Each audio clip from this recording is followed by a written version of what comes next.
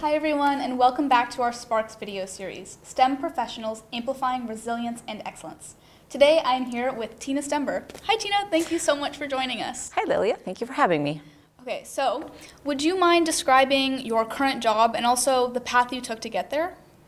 Yes, so my current job right now, I am an operations director for a insured company.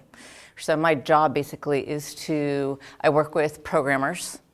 So we develop business cases, and then I'm the liaison between our business team and our technical team. And so we look at what the industry, and I work in the insurance industry, how do we make insurance easier by technology, right? So a point of sale, something where our customers can go in and just click a couple of buttons and be able to get the insurance they need versus having to go through insurance companies and through people. So what I do is, my main responsibility really is to work with the programmers on the technical side and look at the ease of usage for our customers. But ultimately, my programmers are my work partners. So we go in and look at code, we go in and make sure that we're using the most up-to-date technology, if you will, to make an industry where insurance typically is very cumbersome. It's something that most people don't find easy to use. So our goal is, in my company, is to be able to have the industry be able to have that moment of ease. And we get feedback on what works, what doesn't work. And so I work with my business development team on what their experience might be.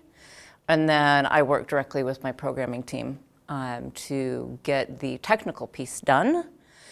Do the testing, do the deployments, do the delivery, do the quality control, make sure that we've got secured IPs, and make sure that anybody that does use our platform, they're secured on their end. And I do a lot of security compliance because insurance is all about compliance.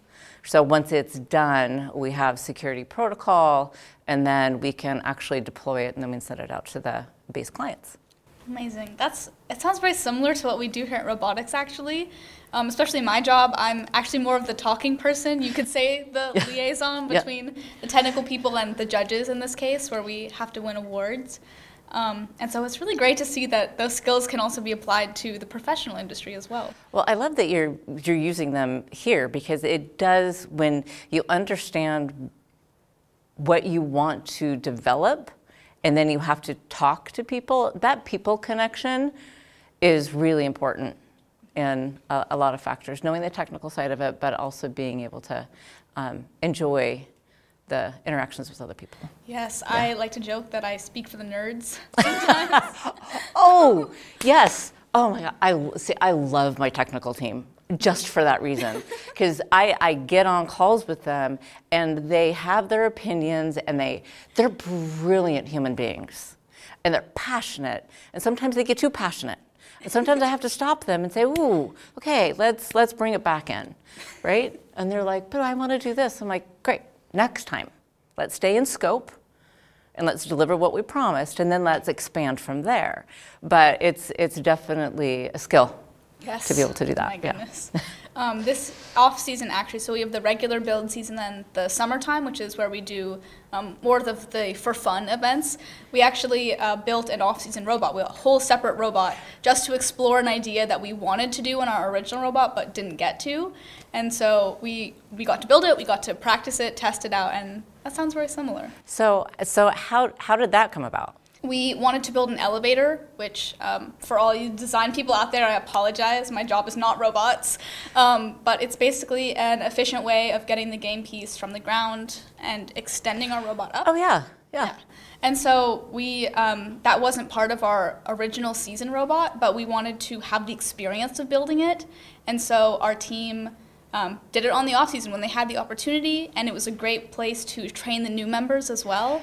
and just get the drive practice, and it was a really great experience. How fun. That just brings passion. And so it makes something that could be related to work, make it fun. Exactly. Right? And be creative, and there's no like pass or fail. It's just fun. It is. I actually wanted to go back to something you mentioned where you said there's kind of a duality between people skills and technical skills. Yeah. And I wanted to ask if you could describe like the path you took to get to this job a bit more. Like how much of the technical skills did you have to learn versus the people skills, and what did that path actually look like? So my path to this particular point was very long, curvy, and it jumped lots of rivers, it felt like. I started in banking, and with banking is customer service, right? And really understanding what the customer needs, making sure that you keep that relationship. And at the same time, when I was a new account rep for the bank, there was a lot of things, again, in compliance and a lot of things in the machines pieces of it. But building the people skills was actually what got me from just being a teller to an operations director. It's the people skill of being able to listen and really understand what either your customer wants or, again, in the insurance industry, what the industry wants, and be able to correlate that into something that is meaningful. And so all of my jobs, I was in banking for 10 years, I was in telecom, AT&T Wireless for 10 years, learned a lot through that journey. With that journey, I started out as a phone rep on the phone.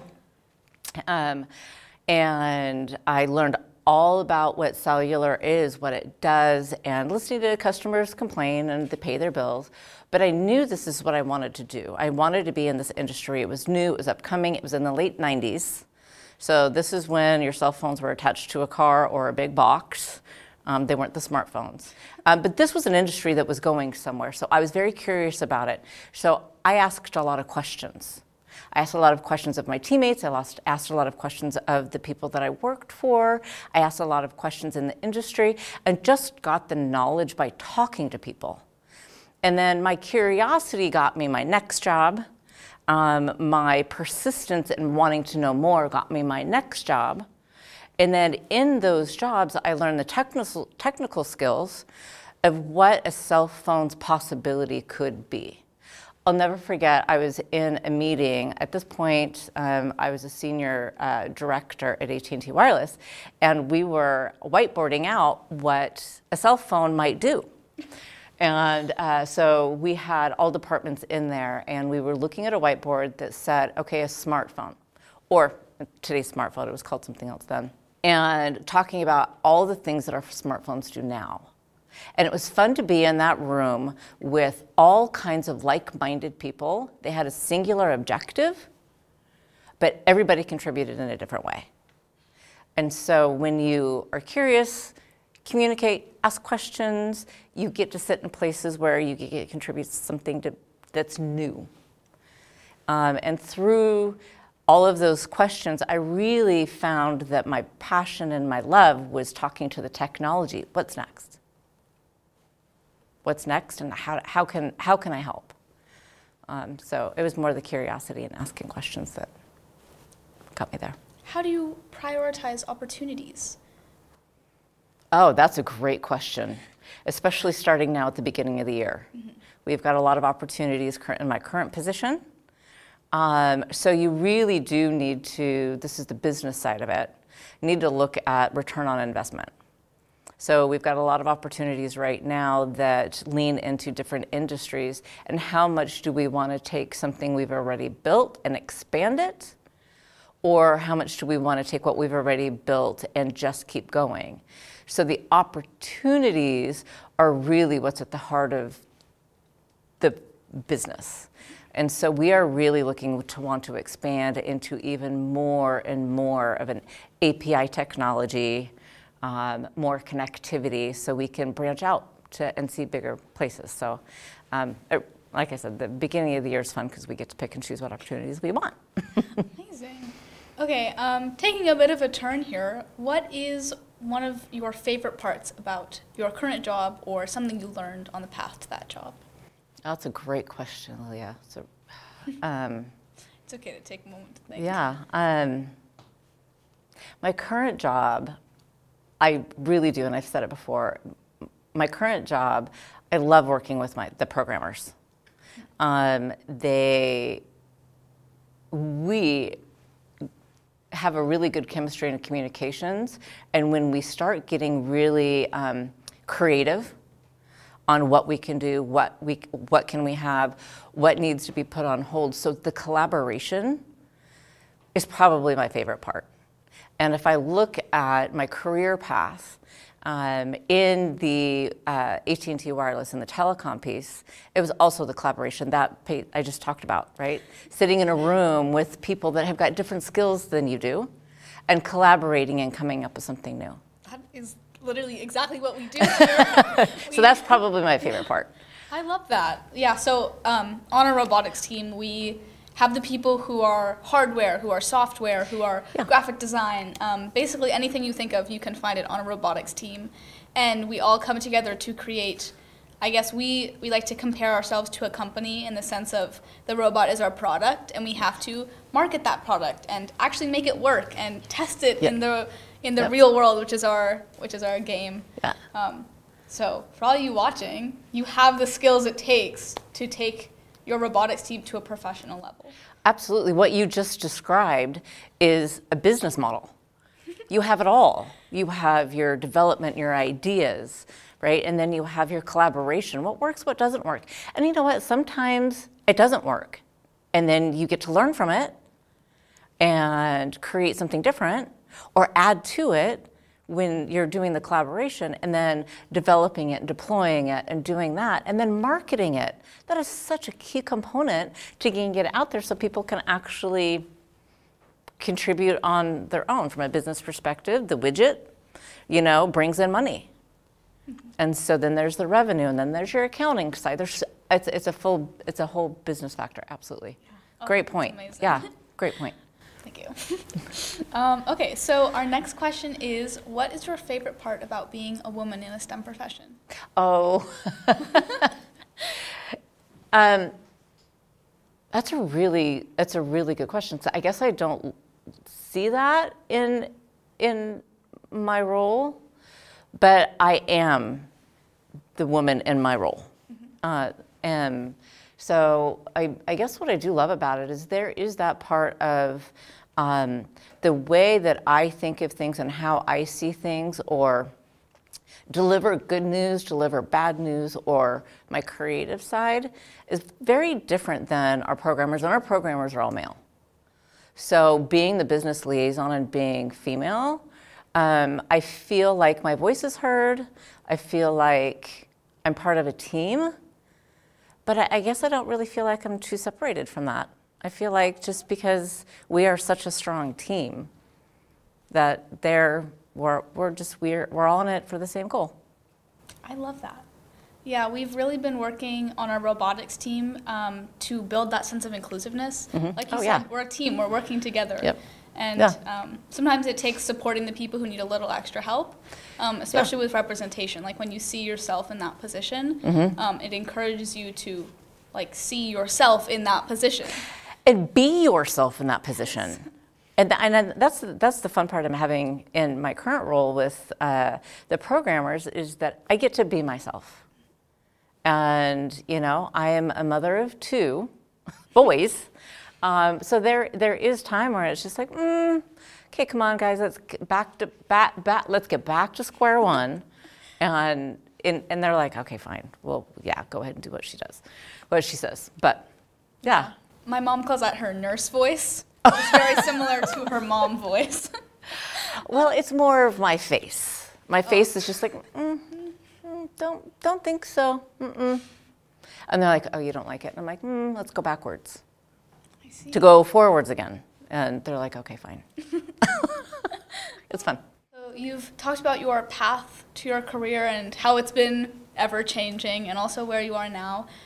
What advice would you give to your past self if you had to start over again? Oh, my past self. That's a good question. I thought I really had I tell my past self not to put any restrictions on your path. I started in banking feeling like I needed to be in a career that was stable and that was known. That's not where I'm at. I would tell my past self to be curious and try all kinds of things, to go out and talk to people and find out. The more you try, the more you know. And then if you don't care for it, it's okay to step away and do something else. And then when you do something else and it brings you joy and you have that sense of collaboration in it, then do your best. But don't pigeonhole yourself is what I tell myself. It's just because this is where society or influence tells me that I needed to go. My biggest leap of faith was leaving banking and going into technology and going into AT&T Wireless because it was an unknown at the time. I see.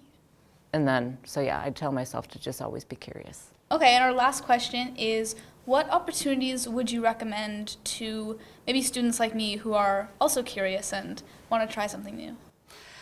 That's a really good question. Yeah, the opportunities are everywhere. You can take an opportunity from, again, I think the theme right now is just really talking to people, but if there's opportunities out there that spark your curiosity, that ignite something in you that you want to keep doing, and you don't know that until you try. So trying new things, and if those opportunities are working in the public at a coffee shop, just to kind of see what it's like to be in the public facing, or to use an opportunity that comes up, I like to say open door, an open door opportunity. If something comes up, don't be afraid to just do it. Just do what presents itself that brings you a sense of spark. Oh, pun intended, I think. Oh, I love that. Okay, well, thank you so much, Tina. It has been such a pleasure talking to you today. And thank you for watching. Have a great day and stay curious.